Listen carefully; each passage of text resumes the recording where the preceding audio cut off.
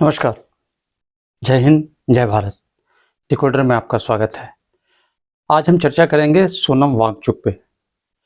सोनम वांगचुक कौन है और इनके पर्दे के पीछे या इनके डिसीजन लेने वाले आखिर उसके मास्टरमाइंड है कौन?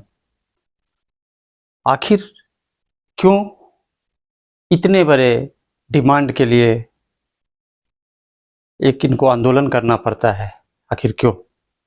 आइए पहले जानते हैं इस परिस्थिति को और समझते हैं कि ऐसा क्यों हुआ होगा। इस घटनाओं को जो हम थोड़ा पीछे चलते हैं और समझना की कोशिश करेंगे कि आखिर लद्दाख और बेसिकली जितने चीन के बॉर्डर से लगे हुए हैं और कुछ पाकिस्तान के बॉर्डर पे, इस सब से ये आंदोलन जुड़ा हुआ है और खासकर चीन से। इसके लिए हम कालचक्र में पीछे की तरफ चलते हैं और स्टार्ट करते हैं जब वाजपेयी जी की गवर्नमेंट बनती है और जॉर्ज फर्नांडिस जी एनडीए के तरफ से रक्षा मंत्री बनाए जाते हैं और उनका एक स्टेटमेंट आता है कि भारत का सबसे बड़ा दुश्मन जो है वो पाकिस्तान नहीं बल्कि चीन है। सोचिए, 47 के बाद से जब तक एनडीए की गवर्नमेंट नहीं बनी है तब तक हम इस भ्रम में जी रहे थे कि हमारा सबसे बड़ा दुश्मन जो है पाकिस्तान है। अजीब बात है ना। और ये जो चाइना ने जितनी जमीन हड़पी है, चाइना के साथ हमारे लगभग 7 देशों के बॉर्डर लगते हैं, और इन सभी घटनाओं को जो हमारे 7 पड़ोसी देश है उन सबके साथ लगभग सीमाओं का बंटवारा हो गया है। सिर्फ 2 में हम उलझे पड़े हैं और सबसे ज़्यादा जो परेशानी है वो चाइना के साथ है। आखिर चाइना के साथ परेशानी है क्यों? क्योंकि नेपाल के साथ 98% सीमाएं तय हो गई हैं और जो थोड़ा बहुत बचा है वो चीन के चढ़ावे में आकर, खैर उसको तो हम समझ लेंगे, लेकिन हमारी जो है 43,180 किलोमीटर का बॉर्डर चीन से है और पाकिस्तान का 78,000 वर्ग किलोमीटर पर कब्जा है। चीन का जो है 43,180 किलोमीटर भारतीय भूभाग पे कब्जा है और ये 3 स्विट्जरलैंड के बराबर है। ध्यान रखिए, स्विट्जरलैंड का कुल एरिया जो है 41,285 वर्ग किलोमीटर है, जबकि पाकिस्तान और चीन दोनों को जोड़ ले तो जी उन्होंने हमारी लगभग ज़मीन जो है 1,21,080 वर्ग किलोमीटर ज़मीन हड़प ली है। और विदेश मंत्रालय के मुताबिक चीन अरुणाचल प्रदेश के 90,000 किलोमीटर पे दावा करता है, जबकि लद्दाख में 38,000 किलोमीटर वर्ग पे कब्जा है, उसका स्क्वायर किलोमीटर पे कब्जा है। और आज ये कांग्रेसी कहते हैं कि मोदी ने इतना ज़मीन चीन को दे दी है। ये सारा चाचा नेहरू ने दे रखा है भाई। और हर एक जब से गवर्नमेंट आई है बीजेपी की, उससे पहले तो थोड़ी बहुत बढ़ते चलते थे और चाइना का जो पॉलिसी है वो पीछे हट जाता था, फिर बढ़ जाता था। तब समझते हैं कि हमने कहाँ कहाँ इसमें भूल की है। बात शुरू होती है 1954 में। 1954 में एक चीन की किताब आई थी, a brief history of modern China. इस किताब में चीन का जो नक्शा छपा था उसमें लद्दाख के काफ़ी सारे हिस्से को चीन में दिखाया गया था। फिर जुलाई 1958 में चीन से निकली 2 मैगजीन, चाइना पॉलिटिकल और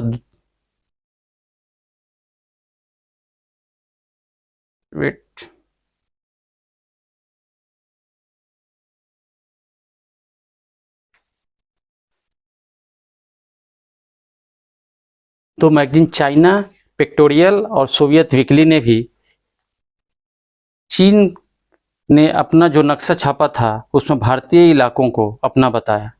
भारत ने दोनों बार आपत्ति जताई। तो चीन ने क्या बोला पता है आपको? चीन ने कहा कि नक्शा पुराने हैं इसलिए छप गया है और इसको अभी हम सुधार नहीं पाएंगे। नेहरू जी उस समय पत्र लिखते हैं, पत्र में चीन के द्वारा यही जवाब दिया जाता है। अब आइए 1957 में चीन ने सिजियांग से लेकर तिब्बत तक एक हाईवे बनाया है। इस हाईवे की सड़क अक्साई चीन से भी गुजार दी। उस समय तक भारत को पता ही नहीं था कि चीन अक्साई चीन में सड़क भी बना लिया है, जबकि उस समय अक्साई चीन जो है भारत के कब्जे में था। वो तो एक भारत के दैनिक अखबार ने ये सूचना जब अपने अखबार में प्रकाशित की तब यहाँ हड़कंप मच गया।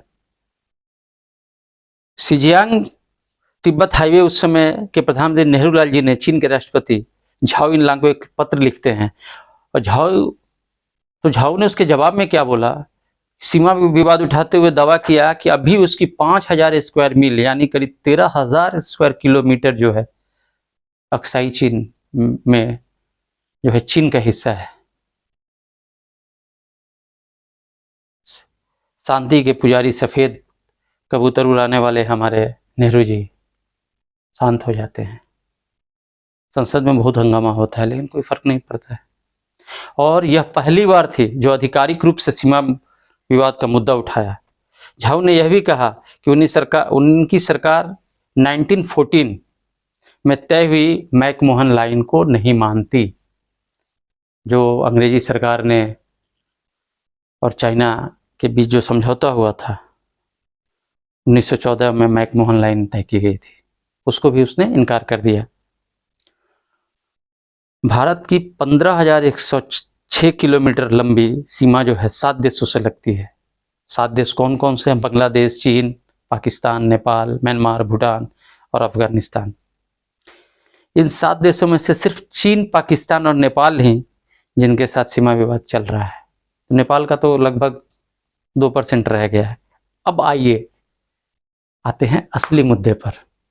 मुद्दा ये है कि एक ऐसा आदमी जो एक डीप स्टेट का एजेंट, हमारे यहाँ दिल्ली के जो नटवर लाल थे जो आजकल तिहारी मुख्यमंत्री बने हैं, एक तरफ इनका जेल जाना होता है, एक तरफ इधर कार्रवाई होती है, दूसरी तरफ कुछ महीने पहले कांग्रेस से राहुल जी एक सफ़र करते हैं, लद्दाख की यात्रा करते हैं और वहाँ ये सोनम वांगचुक से मिलते हैं। उसके बाद पता ना सोनम वांगचुक को क्या होता है, इसका दावा कई बार हमारे गौरव प्रधान सर जी ने भी किया है। और उसके बाद से सोनम वांगचुक जो है एक आंदोलन का प्लानिंग करते हैं और आंदोलन शुरू होता है। इस आंदोलन में बहुत सारा उनका डिमांड है, लेकिन उस डिमांड को जानने से पहले फिर हम आते हैं जॉर्ज फर्नांडिस के पास। इतना होने के बाद भी 1954 में 56 में भारतीय सरकारों ने, पिछले भारतीय सरकारों ने बॉर्डर पे ध्यान बिल्कुल नहीं दिया। इंफ्रास्ट्रक्चर ना के बराबर थी। एक बार कभी संसद में बात चल रही थी तो हमारे पूर्व रक्षा मंत्री जी ने कहा कि हम चीन के बॉर्डर पर इंफ्रास्ट्रक्चर इसलिए नहीं बना पा रहे हैं कि अगर हम इंफ्रास्ट्रक्चर सड़कें अच्छा कर देंगे तो चाइना हमारी और काफ़ी अंदर भारत में घुस के काफ़ी सारे जगह पर अधिकार कर लेगा। ये संसद में कांग्रेस के मंत्री का बयान है। हो सकता है संसद के बाहर हो, बट ये बयान है, आप गूगल करेंगे तो मिल जाएगा। अब क्या होता है, जब जॉर्ज फर्नांडिस साहब रक्षा मंत्री बनते हैं तो बहुत सारी प्लानिंग तैयारी होती है इंफ्रास्ट्रक्चर की, और वार लेवल पे काम शुरू होता है बॉर्डर पे। संजोग देखिए, कुछ दिनों बाद एनडीए गवर्नमेंट चली जाती है और 2004 में कांग्रेस की यूपीए गवर्नमेंट आती है, और पिछली जितनी प्लानिंग बॉर्डर पे बनी थी, वो लद्दाख हो, लेह हो, अरुणाचल हो, हिमाचल प्रदेश में हो, उत्तराखंड में हो, सारे काम को स्लो कर दिया जाता है या फिर बंद कर दिया जाता है। ध्यान रखिए।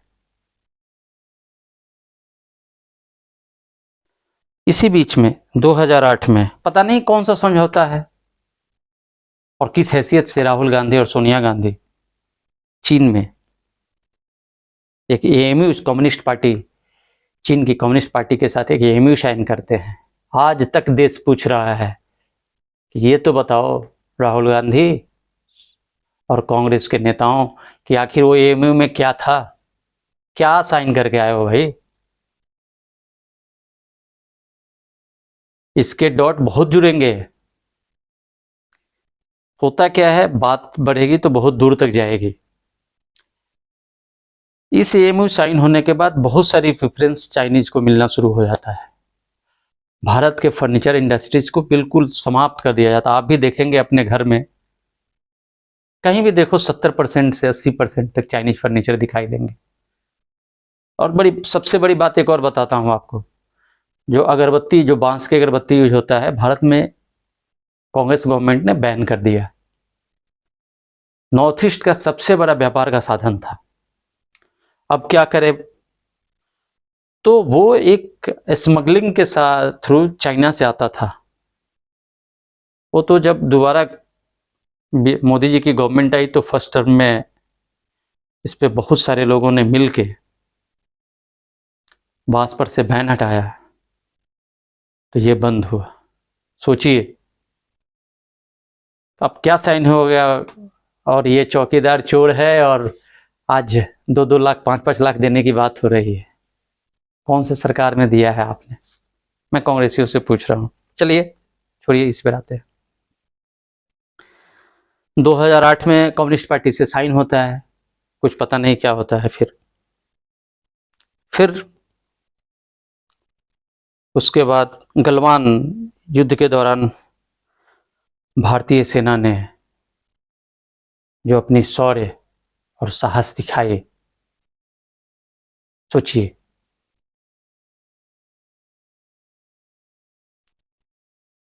अगर पहले की गवर्नमेंट होती, लड़ाई पहले भी हुआ है, हमारे वीर सैनिकों ने हमारी लाज बचाई है और मुंह तोड़ जवाब दिया है। लेकिन चीन का जो आदत है, हमेशा 2 कदम चलता है और 1 कदम पीछे ले लेता है, 1 कदम वाला एरिया अपने पास रखता है। इस बार भी वही करने के चक्कर में था, लेकिन उसे पता नहीं था कि यहाँ कौन बैठा है। हो गया भाई साहब पूरी तरह से। और वो उसके साथ काराकोरम हाईवे को कवर अप करने के लिए गलवान इनका आइडिया था, लेकिन वो समझ नहीं पाए और क्या हो गया, कितने सैनिक मरे। हालांकि चाइनीजों का तो छुपाने की आदत है, आज तक सिर्फ 2 सैनिक बता रहे हैं। कई सारे न्यूज चैनल ने, विदेशी न्यूज चैनलों ने लगभग 110 के आसपास बताया कि चाइनीज सैनिक मरे हैं। उसके बाद 7 अगस्त 2023 को राहुल गांधी की बाइक रैली लद्दाख पहुंचती है। और जहां तक लोग बताते हैं कि वांगचुक से इनकी मुलाकात भी हुई। उसके बाद वांगचुक साहब एक आंदोलन पर बैठते हैं, और एक ऐसा आंदोलन जो वांगचुक को भारतीय समाज में वांगचुक जी के बारे में एक अलग ही चेहरा पेश कर दिया। अब ये रियल चेहरा है या वो रियल है, बात तो स्पष्ट हो रहा है कि आज इस हालात में तो यही लग रहा है कि यही वाला रियल है। आप समझिए। वैसे भी एक बात आपको बताता हूं कि मैग्सेसे अवार्ड वाले जितने लोग हैं, पता ना किस लिए दिया जाता है, मुझे तो आज तक समझ में नहीं आया। आप अरविंद केजरीवाल जी को देख लो, मेधा पाटेकर को देख लो, बहुत लोग हैं जो एक कोई, आप गूगल पे सर्च करना, बहुत सारे हैं, और सब लोग आपको लगभग एंटी इंडिया कैंपेन में मिलेंगे। कोई आप पर्यावरणिस्ट मिलेगा जो देश के डेवलपमेंट में झंडे लेके खड़े हो गए, तो कभी कॉपर प्लांट बंद कराने लगे, सब वामपंथी। अब आइए मजे की बात करते हैं। भाई साहब मिलने के बाद अब जो हमारे ये वांगचुक साहब हैं, आखिर हैं कौन, इस पर तो हम बाद में चर्चा करेंगे। पहले इनके आंदोलन के बारे में जानते हैं। तो इन्होंने कुछ मांगे रखी और ये पट्टा आंदोलन पे बैठ गया भाई। मांग कर रहे थे कि लद्दाख को पूर्ण दर्जा मिले। चलो अच्छी बात है, पूर्ण दर्जा मिलेगा, इसको हम भी सहमत हैं। फिर उनका कहना है कि लद्दाख को छठी अनुसूची में शामिल किया जाए। क्यों भाई, छठी अनुसूची में क्यों? खैर, ये तो सोचने वाली बात है। लेकिन छठी अनुसूची की बात कहते ही सबके कान खड़े हो गए। हालांकि हमारे ऊपर जो भी एजेंसियां बैठी हैं वो तो सब हरकतें देखती ही होंगी। इसके अलावा इनका कहना था कि कोई टूरिस्ट आए जाए नहीं, क्योंकि यहाँ पर्यावरण को खतरा है। सोचिए, एक यूनिवर्सल लॉ है कि जिस एरिया में अगर टूरिस्ट आते जाते हैं तो सेफ हो जाता है। आर्मी का एक पॉलिसी भी है कि अगर टूरिस्ट आ जा रहा है तो दूसरा देश उस एरिया को क्लेम नहीं कर सकता या फिर उसमें घुसने की कोशिश नहीं करेगा। आप टूरिस्ट रोकने की बात कर रहे हो, आप कहते हो कि पानी कम है। गेम कुछ और है भाई साहब, गेम और है। उसके बाद लेह लद्दाख, लेह और कारगिल जिलों में लोकसभा सीटों की डिमांड है। चलो, ये भी माना जा सकता है। स्थानीय विशेष भूमि और स्थानीय लोगों की नौकरी की डिमांड कर रहे हैं, ये भी चलेगा। लेकिन पब्लिक सर्विस कमीशन की लगातार मांग चल रही है, इस पे भी एग्री हो सकते हैं। परंतु आपका एक और है जो आप एक अपनी यात्रा को चीन के बॉर्डर तक ले जाना चाहते हो। क्या साबित करना चाहते हो आप? कि हमारे सेना के जवानों का पोजीशन बताएं दूसरे किसी को? आखिर क्यों? खैर, एक हमारे बड़े भाई साहब हैं, उन्होंने प्रारब्ध में गौरव सर के साथ इसका पर्दाफाश किया और अगले दिन पट्टे ने, अब संजोग कहिए या जो कहिए, मेरे से हम लोगों को तो यही लगता है कि वो गौरव सर के प्रोग्राम के बाद ही प्लान कैंसिल हुआ होगा। खैर, जो भी हुआ स्थगित कर दिया। परंतु ये सोचने पर मजबूर हो जाते हैं हम कि आखिर क्यों? छठी अनुसूची जो है जनरली वो जिला पार्षद असम, मेघालय, मिजोरम वगैरह में हमने लगा रखा है और छठी अनुसूची वहां पे लागू है। और इस छठी अनुसूची को बहुत संवेदनशील माना जाता है। अब आप यहाँ डेवलपमेंट रोकना चाहते हो, पानी की समस्या की बात कर रहे हो, चलो हो जाए। प्रॉब्लम ये नहीं है, प्रॉब्लम कुछ और है। प्रॉब्लम ये है कि लद्दाख के ऊपर जो अक्साई चीन के एरिया में कई सारे ग्लेशियर हैं, जो हमारे एरिया हमारा है और हम यहाँ सेमीकंडक्टर के प्लांट लगाने की गवर्नमेंट का प्लान चल रहा है। बहुत सारी कंपनियां आ रही हैं, उसको कैसे रोका जाए, उसके लिए ये वामपंथी, डीप स्टेट या जो भी कहिए, कहीं उनका तो षड्यंत्र नहीं है। क्योंकि दुनिया में सबसे ज़्यादा मीठे पानी का ग्लेशियर वहाँ है, उसके आसपास। तो वांगचुक साहब ने जो कारनामे किए हैं, आंदोलन तो बंद हो गया लेकिन स्थगित कर दिए, लेकिन आप आ गए लोगों के सामने। इसलिए वांगचुक साहब जो पेशे से इंजीनियर हैं, पर्यावरणविद हो गए हैं, आगे चल के पॉलिटिशियन भी बनेंगे। इनके फादर कभी जम्मू कश्मीर गवर्नमेंट में मंत्री हुआ करते थे, शायद किसी को पता नहीं होगा। और इनके बारे में गूगल पे आप सर्च करोगे तो ज़्यादा कुछ मिलेगा भी नहीं। ये भी एक आश्चर्यजनक बात है। खैर, जो भी हो, वांगचुक साहब की यही सच्चाई है और आशा करते हैं आपको वीडियो अच्छा लगा हो। जय हिंद, जय भारत, नमस्कार।